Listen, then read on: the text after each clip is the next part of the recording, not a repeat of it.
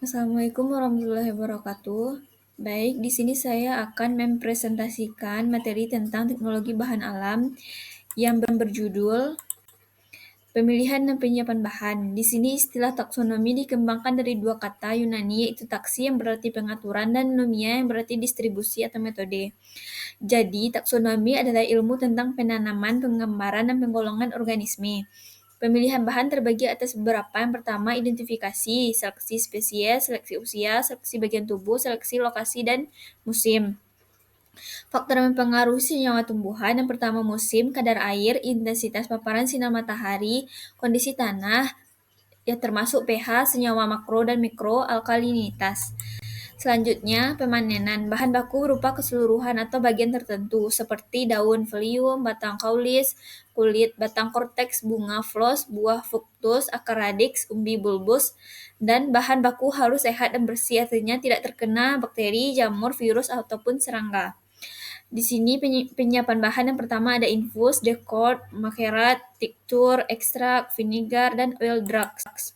Selanjutnya, tahapan memperoleh simplicia. Yang pertama pengumpulan, sortasi basah, pencucian, perajangan, pengeringan, sortasi kering, dan pemeriksaan mutu.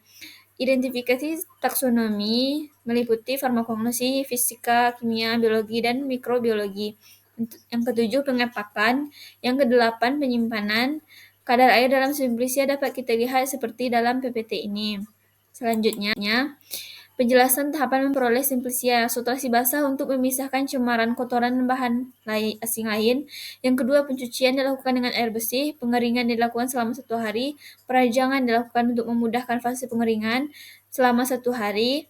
Penyiapan bahan yang pertama, analisis organik dan anorganik. Yang kedua, analisa kandungan air dan susu pengeringan. Yang ketiga, kadar abu. Keempat, kadar serat.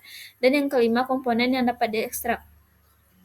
Penyiapan bahan yang pertama, packing. Packing tercantum nama simplicia, asal, waktu panen, nama kolektor, kandungan senyawa aktif, penyimpanan. Penyimpanan ini disimpan dalam tempat yang terjaga. Gudang penyimpanan harus tahan api, tahan panas, tahan rayap, dan hidrasi. Yang terakhir, apabila kelembapan udara lebih rendah dari kadar air simplicia, maka simplicia akan mudah mengerut. Yang terakhir, kapang, dapat menyebabkan kerusakan komposisi kandungan kimia. Seperti yang kita lihat, ini adalah gambar dokumentasi pemilihan bahan, pengujian atau screening. Selanjutnya, ekstraksi bahan alam. Ekstraksi adalah pengambilan senyawa metabolit sekunder yang menjadi target untuk dipisahkan dari biomasa atau ampas yang tidak diperlukan, karena sifatnya mengganggu baik dalam penyajian maupun efektivitas khasiat bahan aktifnya. Ekstrak sendiri menurut BPOM nomor 32 tahun 2019 adalah sediaan kering, kental, atau cair dibuat dengan menyaringi spesies nabati atau hewani menurut cara yang sesuai. B. Prinsip. Pelarut akan merusak dinding sel dan jaringan. Pelarut akan melarutkan senyawa metabolit. Yang terakhir, pelarut bersama senyawa metabolit terlarut dikeluarkan atau dipisahkan dari bahan atau biomasa. Yang terakhir, metode menggunakan metode L30P. Selanjutnya, tahapan simplicia. Tahapan yang pertama, perendaman, pengadukan, penyaringan, pengulangan. Kelemahannya, waktunya lama. Senyawanya rusak dan banyak pelarut. Kelebihannya, teknologi sederhana, senyawa tidak rusak karena panas. Yang kedua, perkolasi. Tahapan packing, pengaliran pelarut. Kelemahan, lebih banyak pelarut, senyawa sulit tersari dan tersumbat. Yang terakhir adalah ekstraksi. Yang ketiga itu ekstraksi dengan reflux. Caranya tahapan yang pertama perendaman, yang kedua pemanasan, penyaringan. Kelemahannya kerusakan senyawa karena panas, biaya lebih mahal, kelebihan sedikit pelarut, waktu lebih singkat dan rendaman tinggi.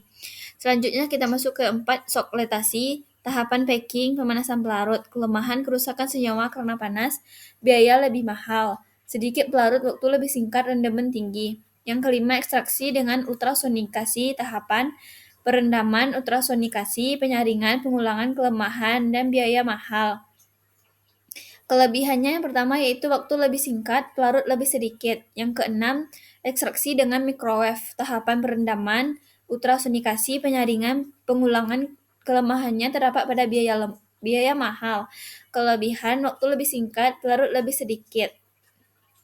Kita masuk ke tahap yang terakhir yaitu saran dan pertanyaan.